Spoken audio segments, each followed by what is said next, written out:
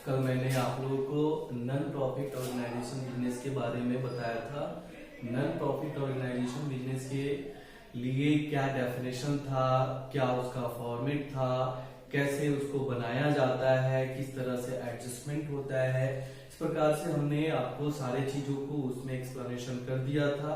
और आज कुछ प्रश्नों को लेकर के हम देखेंगे कि कैसे प्रश्न को सॉल्व किया जाता है।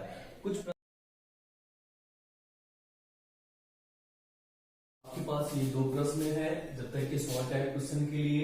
एक प्रश्न में prepare the receipt and payment account, यानी कि आपको रिसिप्ट एंड पेमेंट अकाउंट बनाना है। दूसरी प्रश्न में prepare the income and expenditure account. सबसे पहले आपको कंडीशन बता दे कि रिसिप्ट एंड पेमेंट अकाउंट में वो रिसिप्ट साइड में रिसिप्ट लिखा आता है, पेमेंट साइड में पेमेंट को लिखते हैं, लेकिन इसमें कोई एडजस्टमेंट नहीं लिखा जाता है। आपको पता होगा कि एडजस्टमेंट में अनपेड, ये एक एडजस्टमेंट है। एडजस्टमेंट है, अनपेड मतलब बाकी हो गया, और बाकी वाले चीज को रिसिप्ट एंड पेमेंट अकाउंट में नहीं लिखा जाता है। तो जब हम बनाएंगे तो पता चलेगा। हम कल आप लोगों को कंडीशन में बहुत सारे कंडीशन बताए थे कि जो ओपनिंग कैशिंग हैंड होगा वो 2 में लिखा आएगा, क्लोजिंग होगा बाय में लिखा आएगा, नहीं आएगा तो बैलेंसिंग फिगर आएगा। तो सबसे पहले देखिए इंट्रांस फी रिसीप्ट, तो रिसीप्ट साइड हो जाएगा इंट्रांस फी। इंट्रांस फीस आपको 5000 हो जाएगा। फिर सब्सक्रिप्शन चंदा आता है तो वो भी 2 यानी रिसीप्ट में हो जाएगा। सब्सक्रिप्शन आपका आ जाएगा 41,800। उसका से एक्सपेंसेज जो कि पेमेंट होता है, तो यहाँ पे एक्सपेंसेज आ जाएगा 51,500। इसमें दोनों तरह के लिखा जाता है, रिवेन्यू या कैपिटलाइजेशन हो, दोनों तरह के एक्सपेंसेज या इनकम को रिसिप्ट को लिखा जाता है। फिर यहाँ पे अनपेड आपको बताया है कि इसमें नहीं आता है। इनकम फ्रॉम इंटरटेनमेंट इनकम में आ जाएगा, 2 में आ जाएगा। इनकम फ्रॉम इंटरटेनमेंट आपका 15,000 हो जाएगा। उसके बाद से सेक्रेटरी ऑनरेरियम, ये होता है किसी भी संस्था का एक देख रेख करने वाला होता है। उस संस्था के देख रेख वाले को वो हमेशा एक सेक्रेटरी ऑनरेरियम के तौर पे उसको मानदेय दिया जाता है, तो वो पेमेंट होता है। तो बाई में आ जाएगा आपका सेक्रेटरी ऑनरेरियम आपका हो जाएगा 6,000। फिर उसका कैशिंग हैंड बिगनिंग हम आपको बताया था कि 2 बैलेंस बीडी होता है, आपको ऊपर ही लिखना चाहिए लेकिन कोई बात नहीं, नीचे भी लिख सकते हैं। 2 आपका balance BD, cash in hand वो 2,000 हो जाएगा। फिर इंटरेस्ट रिसीव्ड कर रहे हैं तो वो 2 में आ जाएगा। 2 इंटरेस्ट रिसीव्ड हो जाएगा आपका 1,000। डोनेशन फॉर बिल्डिंग के लिए डोनेशन मिलता है इस संस्था में, चूंकि ये मदद करने वाली संस्था होती है। तो 2 में आपका आ जाएगा डोनेशन फॉर बिल्डिंग। तो अब हम देख रहे हैं कि ये सबको जोड़ रहे हैं, तो ये अधिक आ रहा है और ये कम आ रहा है। तो इसमें अधिक और कम में देखिए कि इसको जोड़ने के बाद हम लोग का कितना आएगा, और फिर इसको घटाएंगे तो वही जो कमी आएगा वही बाई बैलेंस सीडी कहलाएगा। बाई बैलेंस सीडी कहलाएगा, और यही कैश इन हैंड क्लोजिंग हो जाएगा। यह भी आ रहा है 79,800, और ये जो आ रहा है ये बैलेंसिंग फिगर आपका 19,800 आ जाएगा। सबको जोड़ने के बाद ये घटा देने के बाद आ जाएगा। उसके बाद दूसरी नंबर प्रश्न पे यहाँ लिखा था prepare the receipt and payment, तो रिसीप्ट एंड पेमेंट बनाए। अब बनाएंगे prepare the income and expenditure. Income and expenditure में आपका क्या होता है ना कि केवल रिवेन्यू आइटम लिखा जाता है। तो रिवेन्यू में देखिए क्या कलेक्शन फीस है, फीस यानी कि वो इनकम होता है संस्था में, जैसे कॉलेज में फीस वगैरह होता है तो वो इनकम हो जाता है। तो यहाँ पे फीस आपको मिल जाएगा 4,20,000 हो जाएगा। फिर सैलरी पेड कर रहे हैं तो ये खर्चा है, तो यहाँ पे सैलरी पेड हो जाएगा आपका 3 लाख हो जाएगा। उसके बाद से आपका आ जाएगा टूर्नामेंट एक्सपेंस, अभी खर्चा है तो यहाँ पे टूर्नामेंट एक्सपेंस हो जाएगा आपका 15,000 हो जाएगा। ट्रैवलिंग एक्सपेंस भी खर्चा है तो यहाँ पे ट्रैवलिंग आपका आ जाएगा, ट्रैवलिंग एक्सपेंस हो जाएगा 18,000 हो जाएगा। उसके बाद से स्टेशनरी भी खर्चा होता है, तो स्टेशनरी आपका आ जाएगा 15,000 हो जाएगा। फिर आपका रेंट भी खर्चा होता है, तो रेंट आ जाएगा आपका 12,000। फिर उसके बाद से आपका पोस्टेज भी खर्चा होता है, ये पोस्टेज आपका आ जाएगा 10,000। और फिर उसके बाद से purchase of books, purchase of books का मतलब होता है जैसे लाइब्रेरी वगैरह में बुक्स को परचेज कभी कभी किया जाता है, तो इसमें वही चीज लिखना है जो आपको पहले बता चुके हैं कि इसको उसी वही चीज लिखा जाता है जो बार बार होता हो। लेकिन परचेज ऑफ बुक जो होता है वो कभी कभी होता है, इसलिए उसको नहीं लिखेंगे। अब हम बराबर करेंगे इसको, तो बराबर कर रहे हैं, तो ये 4,20,000 अधिक आ रहा है, यानी 4,20,000 ये आ जाएगा। इधर भी 4,20,000 आ जाएगा। हम आपको कल बता दिए थे कि हाँ 4 लाख, जैसे कि ये इसमें कमी रहेगा तो डेफिसिट होगा, इसमें कमी रहेगा तो आपका सरप्लस होगा। तो ये 2 में आ जाएगा आपका सरप्लस आ जाएगा, और ये सरप्लस 50,000 आपका हो जाएगा। ये 4,20,000 में 3,00,000, 15, 18, 15, 12 और 10 का टाइम है, तो 50,000 ये आंसर आ जाएगा। तो दोनों में डिफरेंट क्या है, इसमें आपको एडजस्टमेंट नहीं लिखना है, और चाहे वो रिवेन्यू हो, कैपिटलाइजेशन हो, सबको लिखना है। जो रिसीप्ट होगा रिसीप्ट साइड लिखेंगे, पेमेंट होगा पेमेंट साइड लिखेंगे, जो opening cash and cash bank होगा वो 2 साइड लिखेंगे, जो क्लोजिंग होगा वो बाई साइड लिखेंगे। उसके बाद से prepare the income and expenditure account में इस सारे चीजों में केवल हम उसी चीज को लेंगे जो बार बार होता हो, तो बार बार वाले में एक्सपेंडिचर लिख दिए, बार बार वाले इनकम लिख दिए। लेकिन कभी कभी वाले परचेज बुक को नहीं लिखे, कारण है ये कि इसमें इसलिए नहीं लिखा जाता है क्योंकि इसमें रूल्स करता है कि इसमें रिवेन्यू आइटम लिखे और एडजस्टमेंट लिखे। इसमें एडजस्टमेंट को छोड़ दिए थे, इसलिए कि एडजस्टमेंट का रूल नहीं है, इसमें एडजस्टमेंट ये नहीं है कि उसको प्लस माइनस करे। तो इस तरह से ये दोनों क्वेश्चन बन गया। फिर क्वेश्चन आप देखिए, पेमेंट अकाउंट का लॉन्ग टाइप क्वेश्चन है, जैसे कि लिखा the football is the receipt, the following is the receipt payment account of Delhi Football for the year in date 31st March 2013। और ये दिया हुआ है, रिसीप्ट पेमेंट दिया हुआ है, नीचे एडिशनल इंफॉर्मेशन दिया हुआ है कि सब्सक्रिप्शन आउटस्टैंडिंग 12 और 13 का, यानी कि 12-13 का मतलब है कि 13 का सेशन ही है, इसको क्लोजिंग मानते हैं। यही अगर आपका 11-12 दिया रहता है तो ओपनिंग मानते हैं हम लोग। फिर सैलरी अनपेड लिखा हुआ, अनपेड का मतलब आउटस्टैंडिंग होता है, वेजेज अनपेड मतलब outstanding, outstanding sundry expense, donation जो है उसको कैपिटलाइजेशन मानना है। Prepare the income and expenditure account and balance sheet बनाना है। तो हमें सबसे पहले ये जानना होगा कि ये जब हम इनकम एंड एक्सपेंडिचर बनाएंगे तो सबसे पहले इसमें ऐसे चीज को लेंगे जो रिवेन्यू आइटम हो, और एडजस्टमेंट को साथ में लेके चलेंगे। और सबसे बड़ी बात है कि ये जितने भी एडजस्टमेंट है, एक बार आपको इनकम एंड एक्सपेंडिचर अकाउंट में होगा, दूसरी बार आपको बैलेंस शीट में होगा, ये एकदम कंफर्म आपको याद करना पड़ेगा।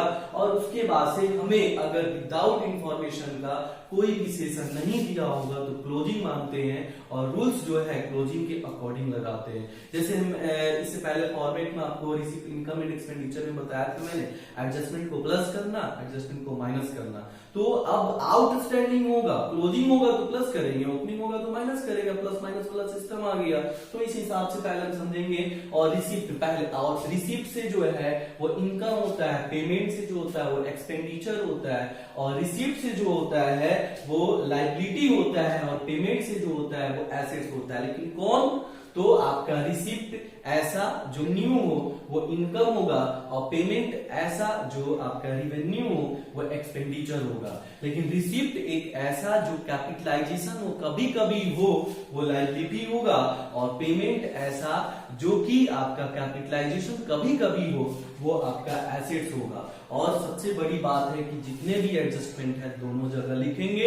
ओपनिंग क्लोजिंग का जो रूल्स आपको लिखवाया है उसी आधार पे हम बनाने जा रहे हैं। तो आप देखिए सबसे पहले कि रिसीप्ट एंड पेमेंट, सबसे इसमें पहला प्रश्न है कि रिसिप्ट से हम इनकम लिखेंगे या पेमेंट से हम एक्सपेंडिचर, लेकिन रिवेन्यू लिखेंगे। तो पेमेंट साइड में पैवेलियन ऑफिस ये कभी कभी होता है तो हम नहीं लिखेंगे।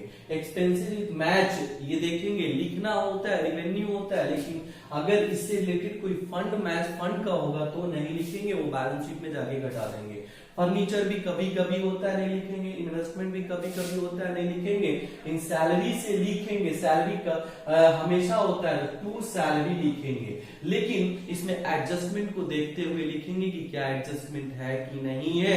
तो एडजस्टमेंट में आप देखेंगे सैलरी अनपेड 12-13 का है, मतलब क्लोजिंग है, और रूल्स हम आपको लिखवाए हैं एक चार्ट के अकॉर्डिंग की क्लोजिंग आउटस्टैंडिंग को प्लस किया जाता है, ओपनिंग को माइनस किया जाता है। तो ये हम क्या करेंगे कि सैलरी जो है वो प्लस कर देंगे। तो सैलरी कितना है आपका 1800 रुपया है, और प्लस हो जाएगा आउटस्टैंडिंग सैलरी जो है वो यहाँ पर 170 रुपया।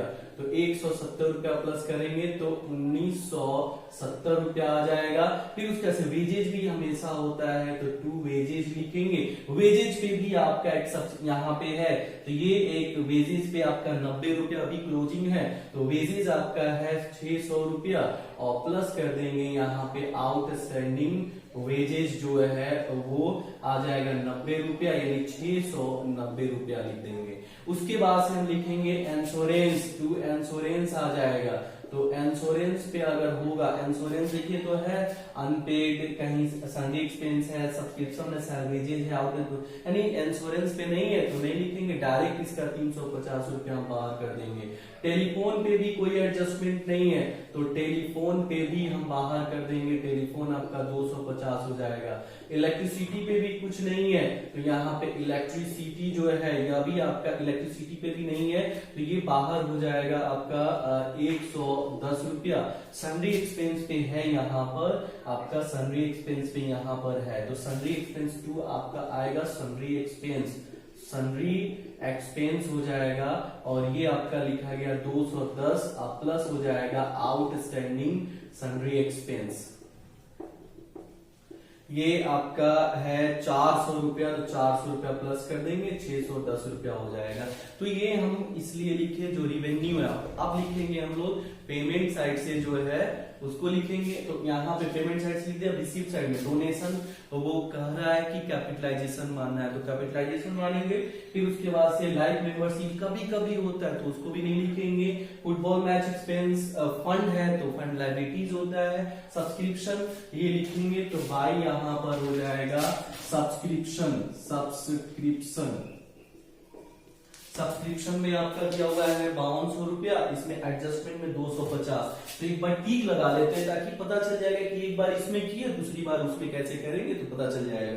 तो टिक लगा दिए तो सब्सक्रिप्शन आपका आ जाएगा 5200 रुपया, और प्लस हो जाएगा आउटस्टैंडिंग सब्सक्रिप्शन जो है वो 250 रुपया, यानी कि 5450 रुपया हो जाएगा। फिर उसके बाद से हम लोग क्या करेंगे देखेंगे, सब्सक्रिप्शन के बाद लॉकर्स रेंट भी हमेशा होता है, इस पे कोई एडजस्टमेंट नहीं है तो बाई हो जाएगा लॉकर्स रेंट आपका आ जाएगा 50 रुपया। फिर उसके बाद से इंटरेस्ट ऑन सिक्योरिटी, यह भी बार बार होता है, बाई हो जाएगा इंटरेस्ट ऑन सिक्योरिटी आपका 240 रुपया हो जाएगा। सनरीज भी बार बार होता है, बाई हो जाएगा सनरीज मतलब 350 रुपया हो जाएगा। अब हम आप देख रहे हैं कि यहाँ पे टोटल जितने भी रिसीप्ट से थे वो लिख दिए, पेमेंट से थे लिख दिए, एडजस्टमेंट का 1 2 3 और ये चारों एडजस्टमेंट का काम हो चुका है मेरा। डोनेशन का काम तो हम लोग को कैपिटलाइजेशन करना है। अब क्या करेंगे, हम लोग को प्लस माइनस करना होगा तो इसको जोड़ेंगे हम यहाँ पर, इसको जोड़ेंगे और इस 6090 हो जाएगा, 6090 हो जाएगा, और कमी इधर है तो 2 सरप्लस हो जाएगा, सरप्लस 2110 रुपया। अब आपको पता है कि सरप्लस को लायबिलिटी साइड लिखा जाता है। अब देखिए क्या है डोनेशन, अब हम आपको बोले रिसिप्ट, अब रिसिप्ट से डोनेशन तो लायबिलिटीज हो जाएगा, यहां पे लिखेंगे डोनेशन, डोनेशन 50,000 हो जाएगा। उसके लाइफ टाइम मेंबरशिप फीस लिखेंगे तो लाइफ टाइम मेंबर जो है वो 4000 हो जाएगा। फिर उसके बाद से फुटबॉल मैच वो 8000 हो जाएगा। और इस पे एक्सपेंसेज है तो एक्सपेंसेज घटा दिया जाता है। एक्सपेंसेज आपका था यहाँ पर 900 रुपया, तो 900 रुपया घटा दिए तो 7100 आ जाएगा। उसके बाद से आपका सब्सक्रिप्शन ये सब चीज हो चुका है। अब पेमेंट से हम लोग एसेट्स लिखेंगे, तो सबसे पैवेलियन ऑफिस लिखेंगे यहाँ पे, पैवेलियन ऑफिस आपका हो जाएगा 40,000 हो जाएगा। फिर उसका से एक्सपेंसेज का काम हो गया, फर्नीचर का काम बाकी है तो फर्नीचर लिखेंगे हम लोग, फर्नीचर 2100 रुपया हो जाएगा। उसके बाद से इन्वेस्टमेंट लिखेंगे 16,000, इन्वेस्टमेंट आपका आ जाएगा 16,000। उसके बाद से आपका सैलरी लिख चुके हैं, सब चीज लिख चुके हैं, कैश इन हैंड बाकी है तो कैश इन हैंड लिखेंगे यहाँ पर, कैश इन हैंड 5520 रुपया। अब आपको भी बताया कि एडजस्टमेंट का काम एक बार इसमें, तो देखिए कौन कौन सा छूटा होगा ये कर दे। सब्सक्रिप्शन आउटस्टैंडिंग 12-13 का मतलब हो गया। आउटस्टैंडिंग मतलब बताए थे हम पास्ट का मतलब पीछे का सब्सक्रिप्शन अब भी देने वाला होगा, तो जाहिर सी बात है हमें खुशी होगी, और खुशी होगी तो एसेट होगा, तो आउटस्टैंडिंग सब्सक्रिप्शन 250 रुपया। तो ये एक और टिक लगा देते हैं ताकि पता चल जाएगा कि दोनों जगह हो गया। उसका सैलरी अनपेड है, सैलरी बाकी, सैलरी एक तरह का एक्सपेंस होता है, पीछे का सैलरी बाकी अभी मतलब टेंशन हो जाएगा। तो ये आउटस्टैंडिंग सैलरी 170 रुपया। और फिर वेजेज अनपेड, यह भी एक तरह का एक्सपेंसेस होता है, पहले का वेजेज यानी कि अभी दे कर तो टेंशन है, यानी कि ये लायबिलिटीज हो जाएगा। तो आउटस्टैंडिंग वेजेस 90 रुपया। फिर सन्ड्री एक्सपेंस, यह भी आउटस्टैंडिंग है, पीछे का है, अभी देने का मतलब है कि आपको टेंशन होगा, यह भी आपका आ जाएगा आउटस्टैंडिंग सन्ड्री एक्सपेंस 400 रुपया। यह भी हो गया, यह भी हो गया, यह भी हो गया। अब देखिए टोटल काम दो जगह कर लिए। अब निश्चित रूप से आपका जो है ये दोनों जो है, अब एक सरप्लस का लिखना बाकी है, सरप्लस होगा तो लायबिलिटी हो जाएगा, सरप्लस 2110। अब टोटल को ऐड कर देंगे, 870 हो जाएगा, 63,870 हो जाएगा। अब इसके बाद से आप लोग को बनाना है, और जो प्रॉब्लम होगा उसको हम बताएंगे, आप डायरेक्ट आप देखेंगे, इसको अच्छा से समझ लेंगे, ठीक है। और मेरे channel commerce info tutorial centre को सब्सक्राइब कीजिए, शेयर कीजिए, बेल आइकन पे क्लिक कीजिए। चलिए आज इतना ही।